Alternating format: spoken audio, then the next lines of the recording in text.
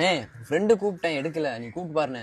எந்த கம்நாட்டி போய் கால் பண்ணானு நொப்பனா உதைக்க கோடி ரூபா கொடுத்தானு அவன்லாம் எடுக்க மாட்டான்.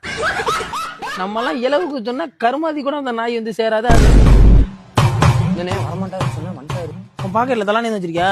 ஆமாண்ணே. உழந்து ஓச்சு. தம்பி ஒரு லிப்பு குடுறா. எவனாவது ஓசில வச்சிட்டு தெரியும், தூக்கி வாயில வைக்கலாம்னே தெரியுது. என்னடா தம்பி ஒரு 450 மார்க் எடுப்பியா? நானே நீ வேற பாஸ் ஆகுறதே பெருசு.